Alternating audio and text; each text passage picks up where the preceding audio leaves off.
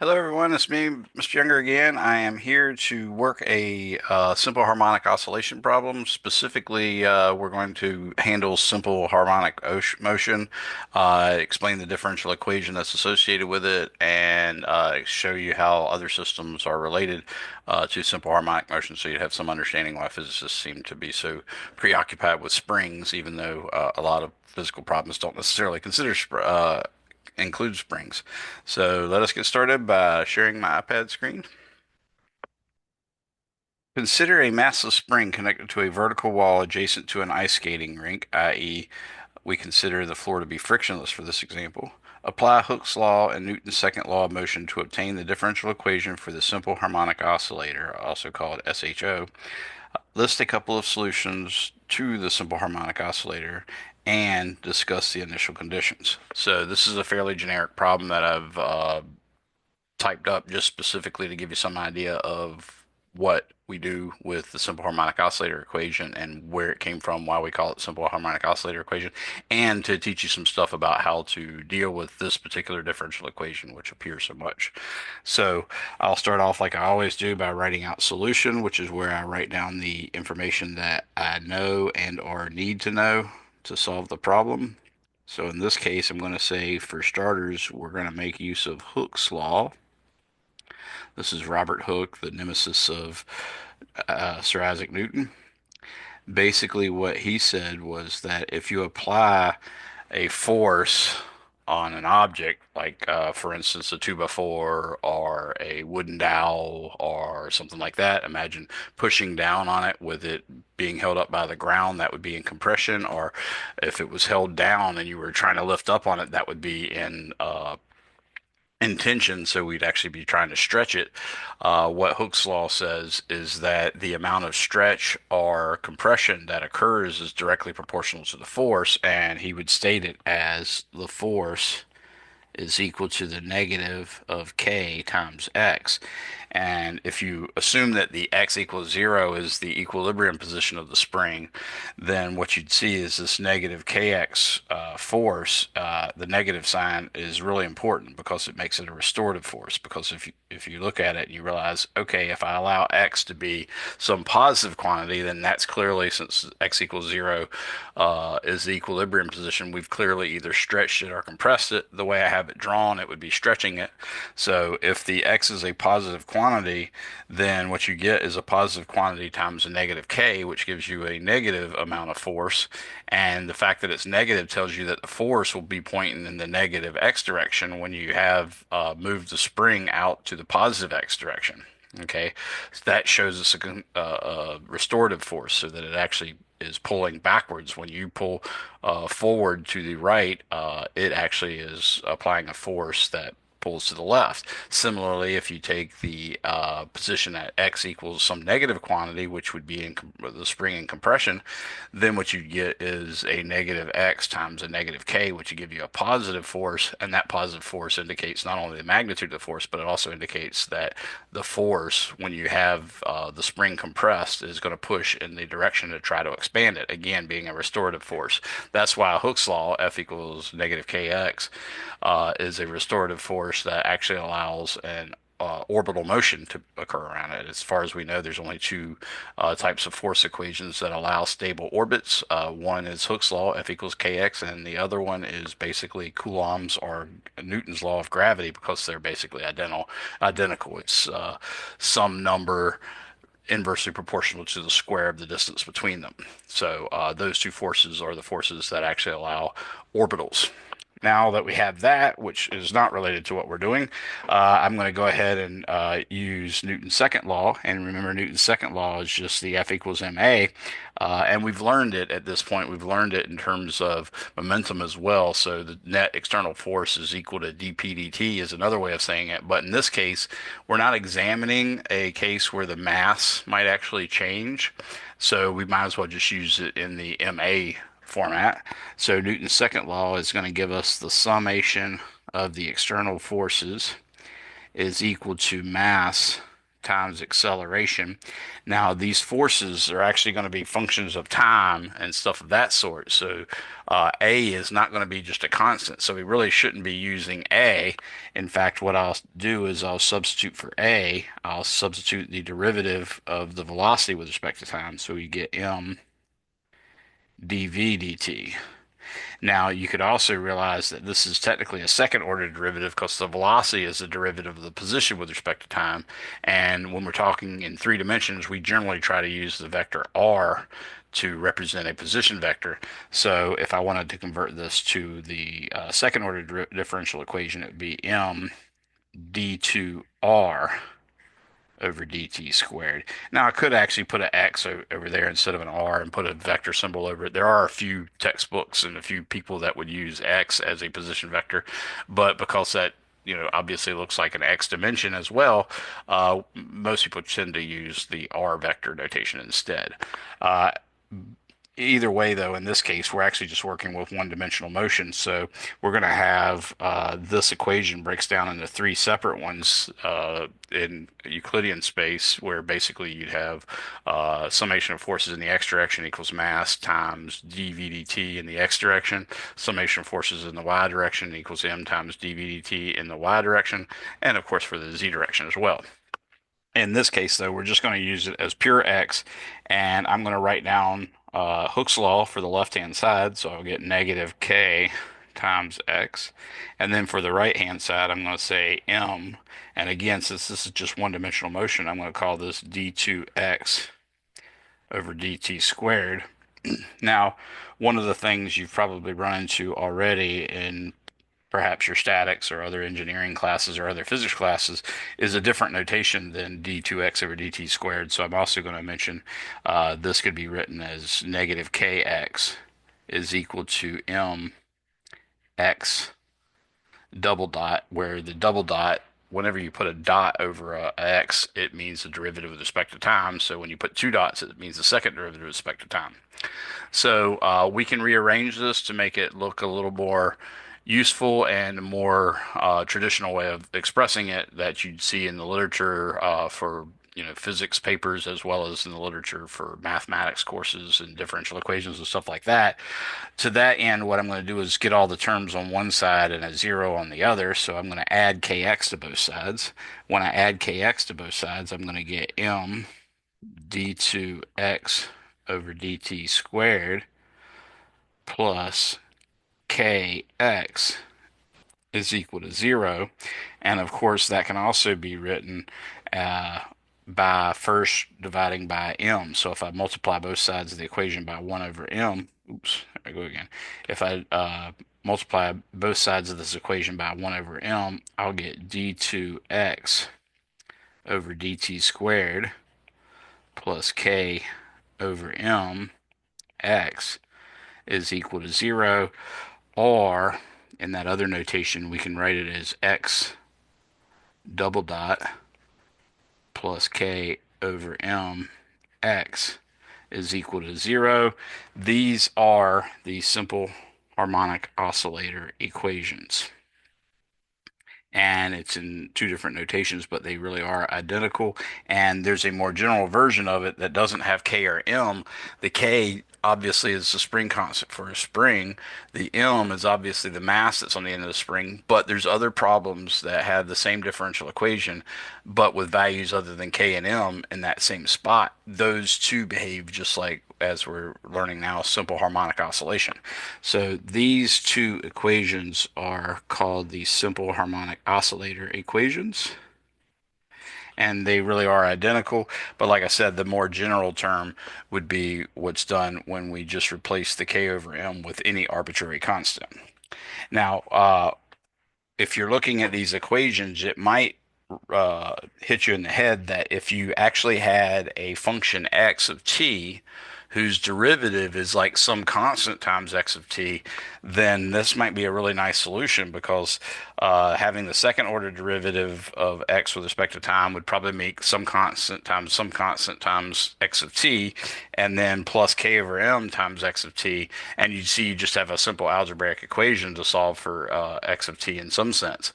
That is actually what we do. So we can actually consider that more generally, but if you were to take this in a differential equations class in the math department, generally they would say, well, a good solution would be x equals like e to the t or e to the at or something like that.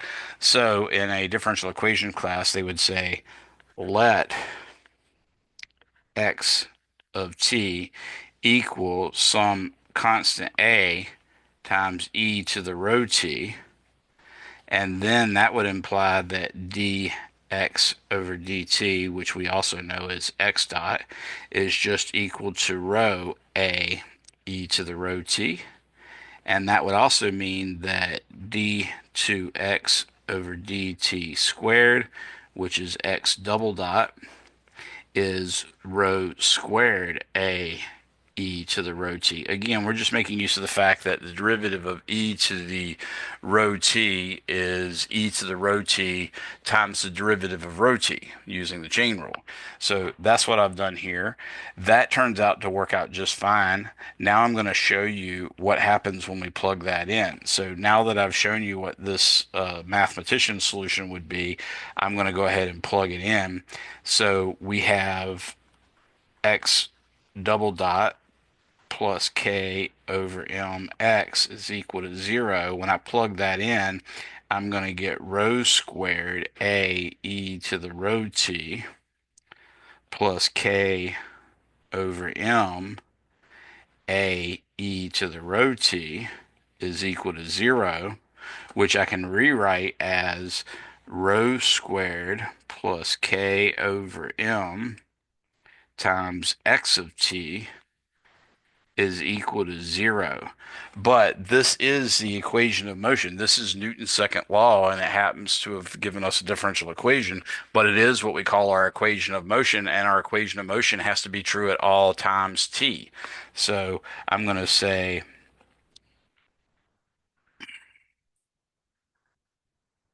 this equation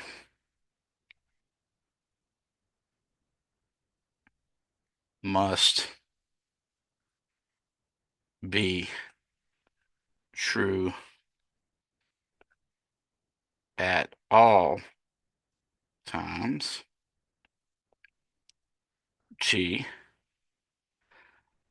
Therefore, rho squared plus k over m equals 0 is the absolute necessary condition, because this the only way we can make this equation into 0 is if rho squared plus k over m is always 0, and that means rho has got to equal the plus or minus I, because notice when you pull the k over m to the other side of the equation, it becomes negative k over m. Then we got to take the square root of negative k over m. K and m are both absolutely constant and positive. So a negative k over m, taking the square root of that, is the equivalent of taking the square root of negative 1 times k over m, and the square root of negative 1 is I. So the solution is plus or minus I times the square root of k over m. So that's what we get when we actually plug this in, doing it the way you would do in your differential equations class. But to be honest with you, if you found any other functions whose derivative is automatically some scalar multiple of the original function, that would work too. And sometimes it even works if it's not exactly the case. Like, for instance, if you take cosine, if you took one derivative of cosine, you get negative sine. But if you took the second derivative of cosine, you get the negative of the sine. So you'd end up getting basically a negative 1 times the original function. So trig functions can sort of work too, but you can see there's a little bit of problem. Specifically that, sine switches from cosine to, or excuse me, cosine switches to negative sine, and then the derivative of negative sine is back to cosine again. So it doesn't exactly get one to one, but there is some way that makes you think it might actually work. That being said, that is one of the solutions we use in various classes. So let me go on and talk a little bit more about this.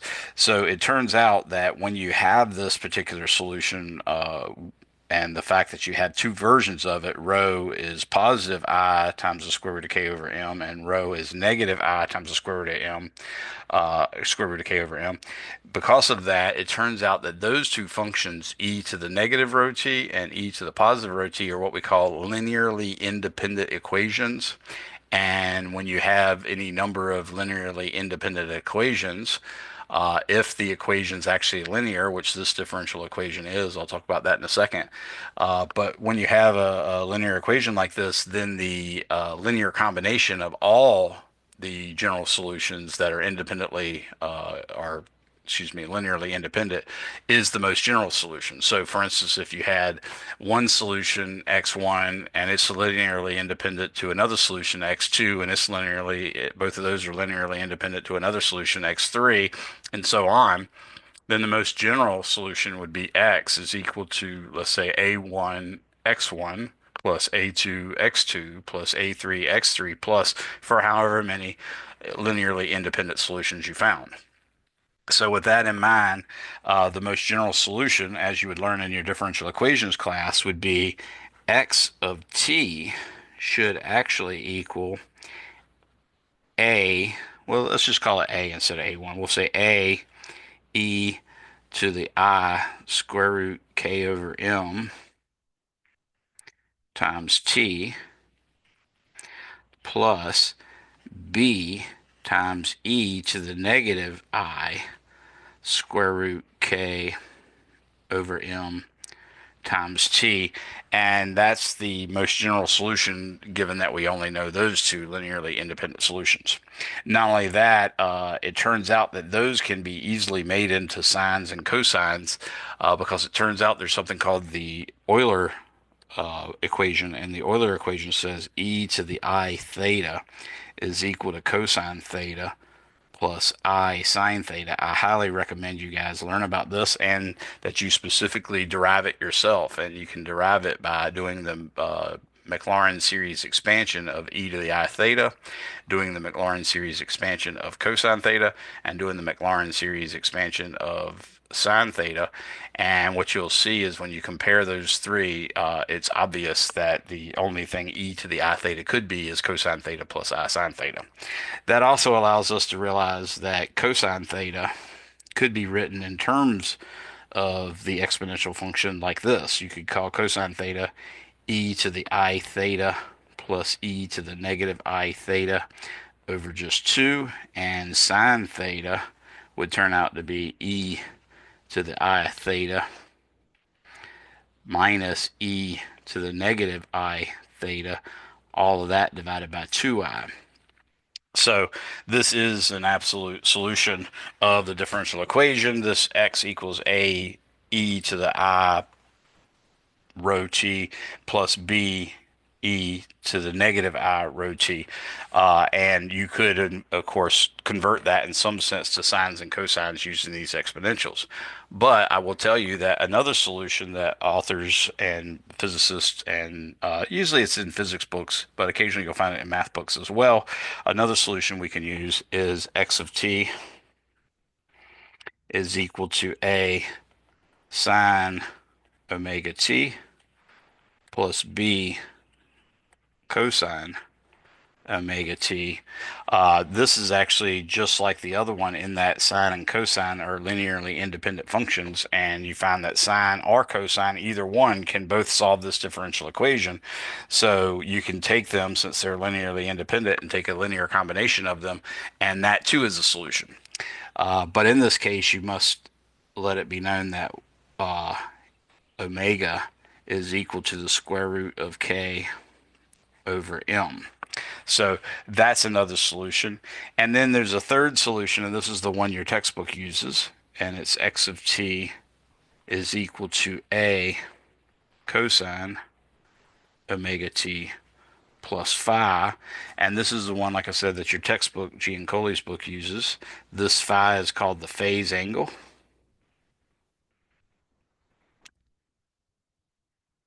And the omega we already know, but in simple harmonic motion, you're going to have an oscillation back and forth between a peak and a negative peak, a peak and a trough, basically. And this A is called the amplitude. So that's another solution. So to recap, we can finally say that in general, the simple harmonic oscillator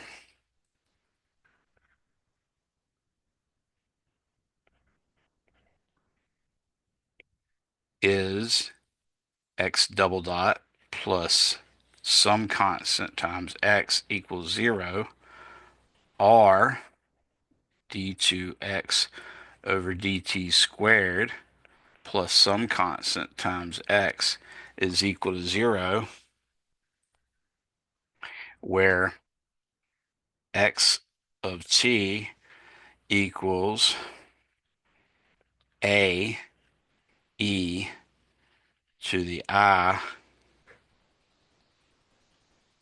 And what I'm going to do here is say the square root of that constant times t plus b e to the negative I square root of that constant times t, or another solution is x of t equals a sine of, again, whatever that constant is, square root of that times t, oops, square root of that times t,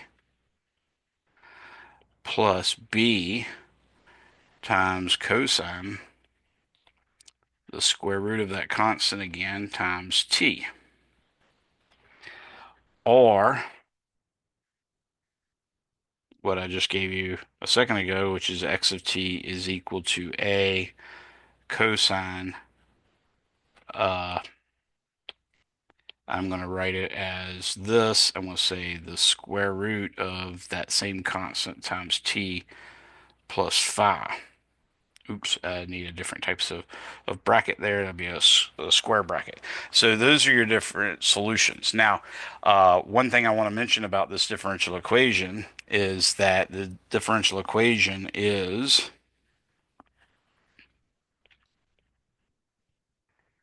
a second order.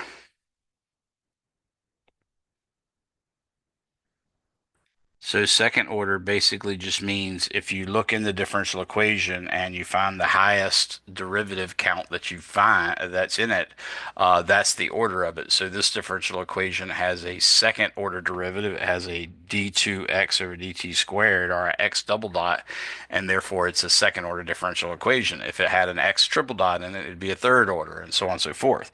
So it's a second order differential equations. It also happens to be a linear differential equation. And by linear, what I mean by that is if you find a solution x1, that's a solution to the differential equation, and you find that another solution x2 is a solution of the linear, or excuse me, of the differential equation, then a linear combination of those two solutions will also be a solution. Anytime you have an equation like that, it's called a linear equation. And in fact, that means that the solution could be a1 x1 plus a2 x2, where a1 and a2 are constants. So it's a second order linear, homogeneous,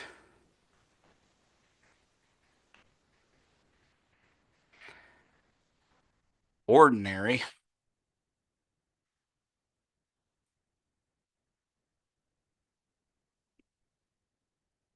and that word ordinary didn't come out very good, but ordinary just means the opposite of a partial differential equation.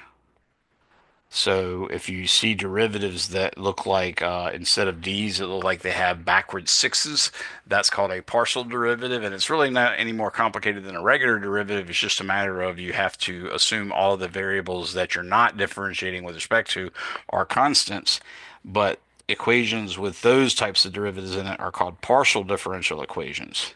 So ours is called an ordinary differential equation because it has ordinary derivatives. It's also homogeneous, and that's specifically because if you look at my differential equation, it's x double dot plus some constant times x is equal to 0. If it wasn't equal to 0, it would be inhomogeneous. So this wording, quite fancy and stuff like that, is beyond what you're supposed to be learning in this class, and you will learn it in your differential equations class. But it's helpful to know at this point because if you go to look into, for instance, publications in Phys Rev or the physics teacher or any of those types of things, they'll sometimes use wording like that to mention a differential equation, and you might not necessarily recognize it as a SHO, especially in the mathematics literature as opposed to the physics literature.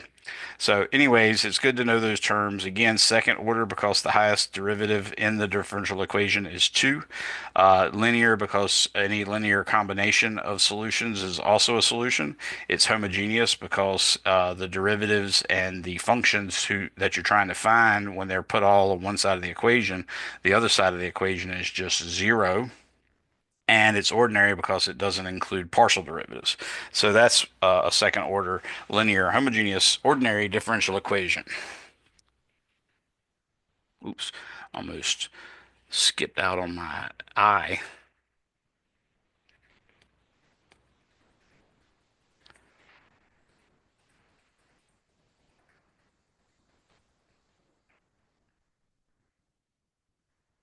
Okay.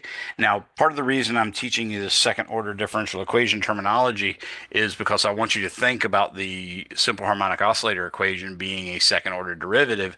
And you probably learned that there's a operation that you can do that undoes derivatives. So you can think of the derivative as doing something. And if you want to undo whatever it did, you have to do the opposite of the derivative, which you all know we initially learned in calculus. It was called the antiderivative. That's part of the reason why we called it that, is so you'd understand that it does the opposite of differentiation. So if you were thinking about undoing a derivative, you'd think integral. And if you think about trying to undo a single derivative, then obviously you're going to have to integrate once. And as you know, if you integrate a function without limits of integration, then you have to add that integration constant. So that's something important to think about because here we have a second order derivative. Someone's taken a derivative of the function and then taken a derivative of that. The only way we can undo that is integrate it and then integrate it again. So in twice integrating such a equation, you would introduce two integration constants, and that means there's two unknowns that we have to solve for basically. So those unknowns are handled by something we call the initial conditions. In general, in differential equations, you could call these boundary conditions, but in this case, we often deal with x at t equals 0, or velocity at t equals 0, or acceleration at t equals 0, in which case we call them initial conditions. So the main thing here is by realizing it's a second order differential equation, we know that that would introduce in some sense two integration constants, and therefore we need two equations to complete it. So that's a fact. In solving a second order differential equation, you need two initial conditions to solve it. In solving a third order differential equation, you need three initial conditions to solve it, and so on and so forth. So now that we have that additional understanding, I'll just mention to you that some initial conditions might be.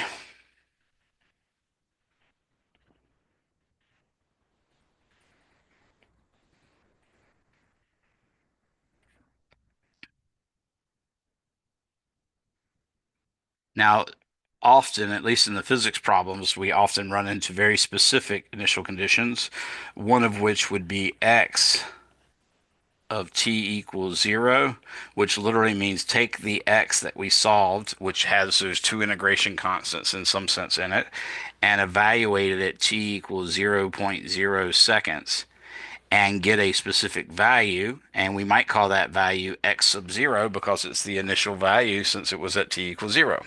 That's one of the initial conditions. Frequent initial condition is also v of t equals 0, which is literally taking the derivative of the position with respect to time, setting the time equal to 0, and then saying that is equal to the initial velocity v0. So that also is a initial condition, but it doesn't have to be that. For instance, it doesn't even have to be an initial condition. You could have x at, t equal zero point 0.5 seconds, and you could have v at t equals 7.2 seconds.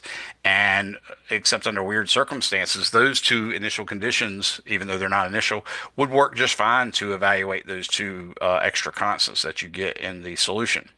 So just know that that's the case. So in general, we will need some initial conditions, or at least two conditions that allow us to determine the integration constants, which is what we're terming these. It probably is a little less obvious what they are, but in general, if you look up where I said those are the solutions, uh, I did say where x equals this or this or this. I should say are solutions to the SHO. So you can see by looking into those, obviously the thing under the square root is just part of the differential equation. Specifically, it's whatever the constant is in front of the x, the zeroth derivative of the function. So that is not one of the integration constants that we got to figure out. It's in this case, you can see it's a and phi in the very last version. So this is a potential integration constant, as is this. And the second or the middle equation, this is an integration constant, and so is this one. And this one, this and this are integration constants as well. So in that sense, we have to evaluate those things, and that's the key to doing these types of differential equations is one, recognizing that it's a simple harmonic oscillator equation because it's a second order derivative plus some constant times a zeroth order derivative equals zero. So whenever you have that format, you automatically know that's a simple harmonic oscillator. It doesn't matter if they're talking about a floor, if they're talking about a truck, if they're talking about a car driving down the street. If the differential equation that you're wanting you to analyze or to use to solve a physics problem looks like that second order derivative with respect to time plus some constant times the zeroth derivative of position with respect to time is equal to zero, then it always will behave like a simple harmonic oscillator. Some examples, for instance, are the motion of a object going in a circle. You can think of the x direction as a simple harmonic oscillation. You can think of the y direction as another simple harmonic oscillation, but they're sort of in different phases. So that, for instance, the x is a maximum when the y is zero, and the y is a maximum when the x is zero. That's another simple harmonic oscillation problem, even though it has nothing to do with springs. You can do it with when you're talking about the voltage or the current in an AC circuit. Specifically AC circuits that include capacitors and inductors. That'll introduce yet another simple harmonic motion equation. So the main thing to remember for all of this is that there exists a simple harmonic oscillator equation. Here's the two versions of that. And when you have those, one of those types of equations, which is x double dot plus some constant times the zeroth derivative of x is equal to zero, then there's three possible solutions that you know always will work. You just have to decide which one you want to use, and that's what I've listed here. And then thirdly, you must know that you have to have two initial conditions. So we must have two additional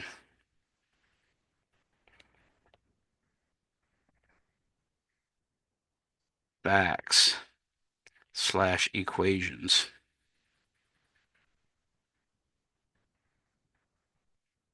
to complete the solution.